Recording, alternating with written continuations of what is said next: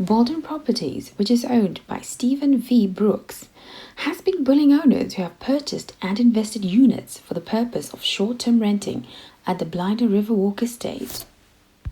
Non-residing owners within the estate, as well as visitors or guests of the residence, will be charged a non-refundable entrance fee to the artificial lagoon of 250 rands per person per day. This fee will be payable at the concierge via debit or credit card only, and no cash was accepted. Left with no choice. Oh, So the other thing that I can assist you, the other thing that I can help you to assist you, since we've already paid 2.5, we can subsidize our people to enter for free up until the next meeting from the 2,500. It's not really, we are not making unreasonable demand. You know what just makes me cry?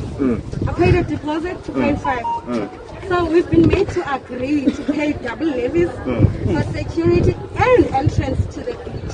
So how is it after 2 weeks now we must pay another amount? And there was no Over and above the double levy. Over and above the double levy. It doesn't make any sense.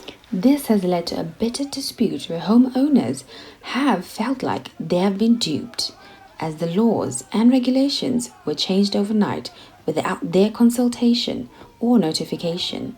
They are currently embroiled in a bitter legal dispute with Baldwin Properties, who are implementing rules within their state to force over 200 homeowners who have purchased their properties for the intended purpose of renting out to clients on a short-term basis out of business. Blydes Riverwalk Estate, which is based in Pretoria, Eastern South Africa, is home to a 1.5 hectare crystal lagoon which is artificial. It is complete with beach sand and was created by a Chilean company called Crystal Lagoons. It's part of the development by Baldwin Properties. The estate is mostly frequented by people looking to vacation and take a break from the city. Baldwin Properties is also looking at setting up and building a hotel right in the middle of the estate, which aims to increase their revenue. This has angered residents and homeowners even further, as they bought the properties mostly for the purpose of letting them out on a short-term basis, mostly through Airbnb. Baldwin Properties building a hotel in the estate would decimate, for the most part, their Airbnb business, which means now that the hotel is in direct competition with the homeowners after it's been built. Baldwin introduced fees for the short-term letting guests to access the lagoon without any engagement. Again, without prior engagement and owners. In 2021, a new state management agency responsible for the administration of the estate, Lansdowne, together with Baldwin, initiated rules preventing homeowners from letting their homes. The old contract, which is still valid, has been reduced to nil, as a new contract was drawn up and cut-off date set for owners to agree to the new terms or not to operate.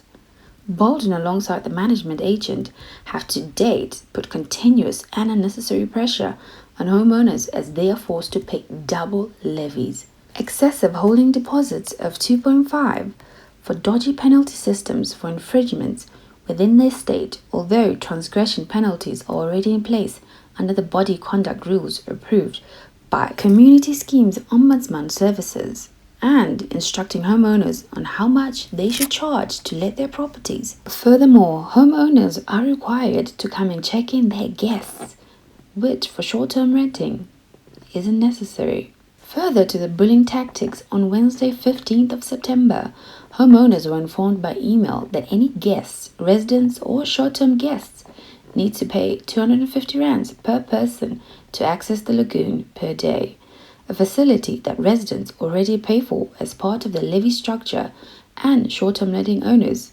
now they pay double levies. Majority of investors and short-term business owners are black, and they create through their investment and purchasing of the properties employment, with whom the beneficiaries are Mamelodi residents, through housekeeping and management of their apartments, which accumulates to over 400 families benefiting from the investment of these homeowners. Baldwin is a majority white-owned company that is grossly taking advantage of these homeowners who have put in their hard-earned money into what they thought was an investment property, but it turns out it's clearly something else.